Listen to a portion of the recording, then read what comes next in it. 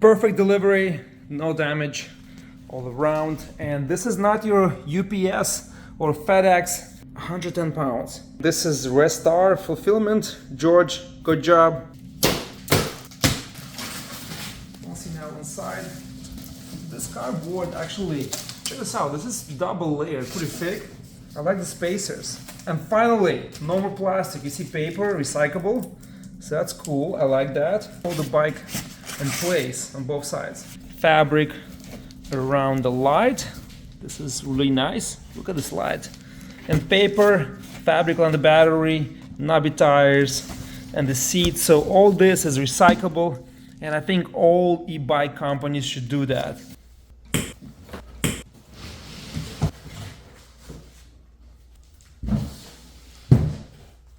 There's some zip ties, but not as much as other e-bikes. Hopefully we can see them removed in the future, but I like the recycled paper.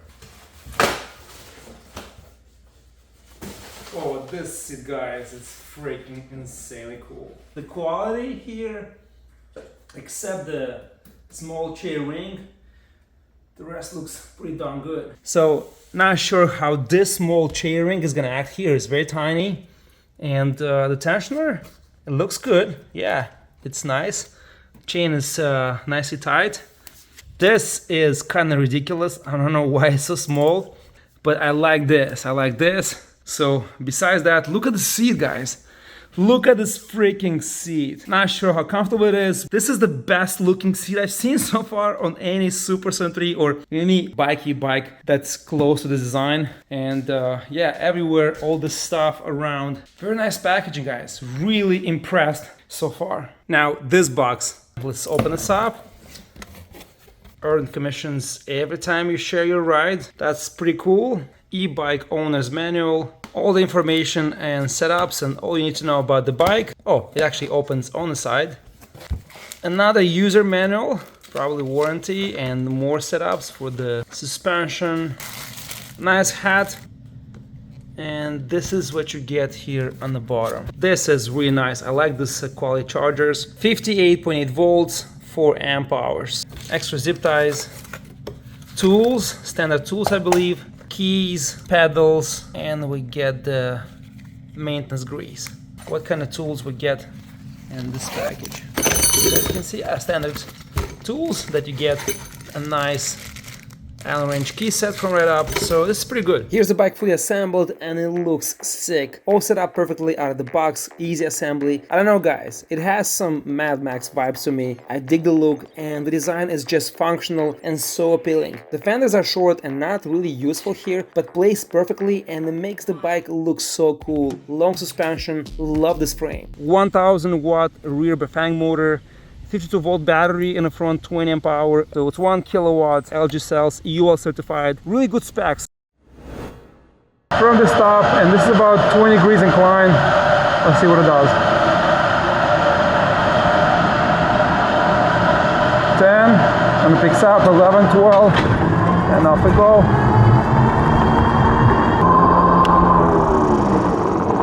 Brakes are great. Acceleration, I'm not gonna pedal, but I can do that.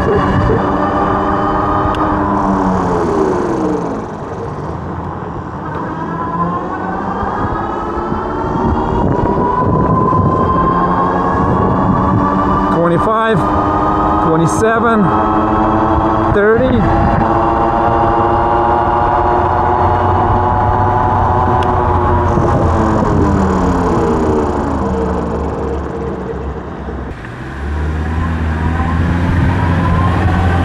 Yeah, pedaling is not a good idea on this bike.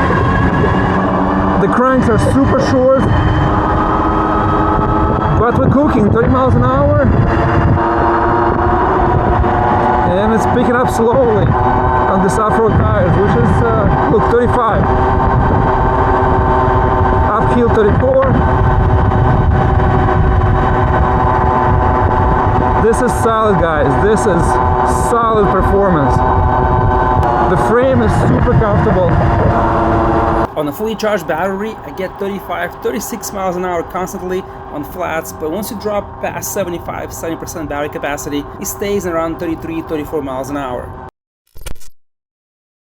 Tested in off-road mode and throttle wide open at the max all the time. My weight is 245 pounds, temperatures over 100 degrees. Super hot, impossible to even ride. The motor at the end was overheated. On one line of the battery, speeds dropped to 15 miles an hour and then slowly, gradually decreasing. The speed dropped to 15 miles an hour and then lower around 19 miles range mark, covering 20 miles in range, which is really good. I was expecting 50 miles or even less at the speeds. I got on a second test, 24 miles in range late at night when temperatures drop under 85 degrees. And the fifth speed it drops to 2 lines. It sucks so much amp, so it drains the battery really fast.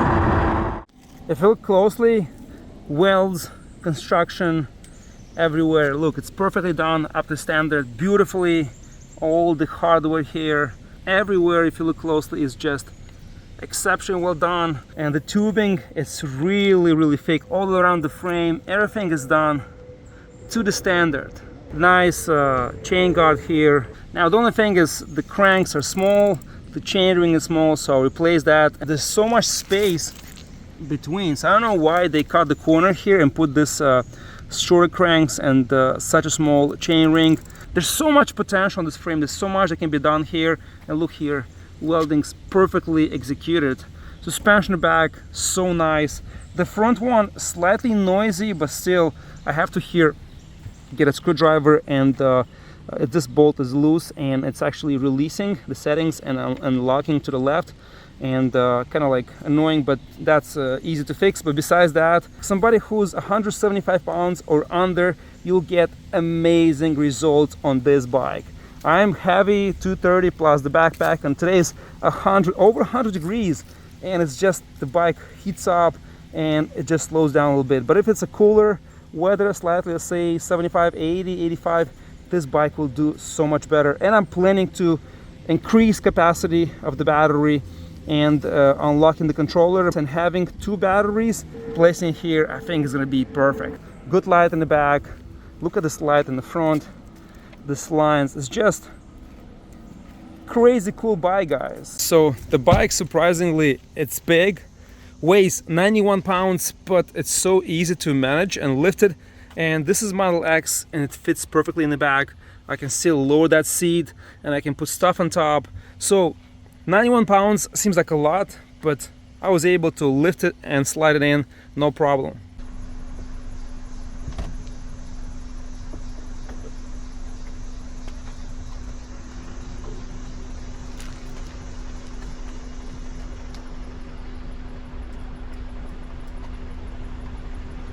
Here I can put a second battery on the bottom and double the range and have that torque and speed for longer, or you can put 3 of them, top, mid, and fill this section with 2 batteries. It's gonna make the bike heavier, so if you have staircases, elevators, keep that in mind.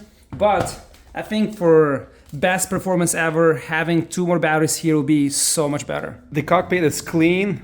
Love the grips, good hydraulic brakes, and here are the rotors. And this is 203 millimeters in diameter, 4 piston calipers, front and back, good stopping power, screen, easy to read. The console, so tiny, love this. This is my P design. Phone holder, look at this. Lights, horn, very loud, very easy operation. You have here lights on the side, so you have low beam, high beam, and off. M button you press once and you have the USB charging option. You disconnect that by pressing one more time, and if you press M, the lights is off, on. That's pretty much it, and you have 0 level assist and 5 levels of assist, and also the off-road mode. I cannot show you how to unlock that. You have to sign the waiver and after get the PDF file showing you all the options how to unlock and assign the off-road mode. And here you have adjustability for the front suspension. Like this charger will get you a battery from empty to fully charged in about 4 hours and 20 minutes. Now the brake lights, super bright, and you can see here we have turning signals, but there's no options on the console here, so that'll be cool to add it but not increase the size or add extra pieces, so it stays clean. Good quality components all around. Really like, guys, how simple how clean this bike is. I play with the settings and I increase the amp discharge to 35 amps, and the bike accelerates faster and has that kick that we all like. Surprisingly, these tires also on highway are grippy and comfortable. They do not slide but make this super loud noise, and I kind of like that. The bike, it's also stable, and I think it is awesome for long range commutes. I don't know, it's so much better than Super 73 RX, way better. I think this is the best moped style bike I've tried so far. And it is designed for off-road, but it's like the stand, how comfortable it is, how stable. I don't know guys, just with the seat and suspension, it feels so plush and so comfortable.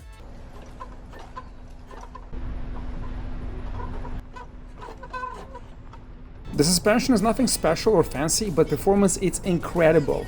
Not much noise, and the travel is way more than you need, making this ride so fun and engaging. If you have trails around your area, then you should get this bike. This is a mediocre suspension in the front, but the handling is fantastic. A bit of noise on the rebound, on very hard jumps and bigger bumps if you hit with the front fork, but the rear is dead silent and rebound is perfect. I'm going over some big cracks, and these wooden steps are pretty deep and there's no noise, and the bike handles insanely well. I thought I'm gonna flip over, but even accelerating, I have good control and the bike just goes down smoothly. Really impressed. Despite having small cranks and chainring, I'm not ghost pedaling between 25 to 30 miles an hour. Imagine having a proper cranks and proper chainring. This bike is gonna be so much better.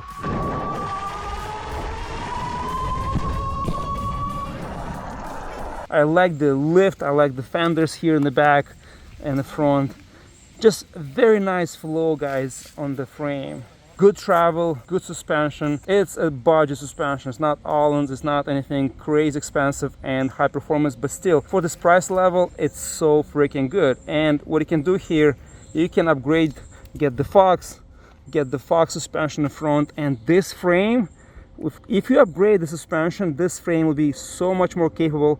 And you can do the rear rack, you can upgrade the, the mole thing here, you can put a bunch of stuff or put batteries. There's so much that can be done here. Also, you can put 72-volt battery, put a taller one, fill this 72-volt battery space, put a big controller, put a 3 kilowatt or 5 kilowatt motor, and get so much more out of this frames. I don't have any more extreme off-road areas here, but for trails, for what it is, it does perfectly well. And even if you have more extreme terrain, the suspension will handle it super easy. The only problem is, look at that. The only thing is, when you're going uphill, I'm 230 pounds with a backpack, 245, 250, so it's kind of struggling uphill. I have to pedal, but once you pedal, it picks up and it does pretty okay. Now, for extreme off-road and inclines, you need a little more power. So maybe swapping the controller, or maybe swapping the controller and 2 kilowatt hub, maybe 3 kilowatt, will make it perfect for even heavy riders, even going extreme off-road. Look at that. Just eats it up. The only thing is, I have to tighten this thing here. It just like, the rebound makes so much noise, but the action and the comfort is there. It just feels good. It just makes that rebound noise.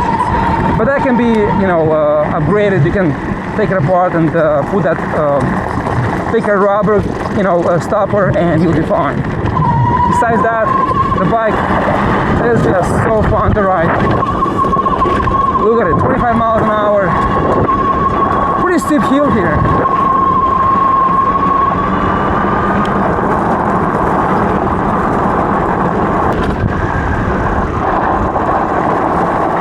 Brakes are awesome. I only pedal to start and it's fine after that. Even at 25, you're not really ghost pedaling.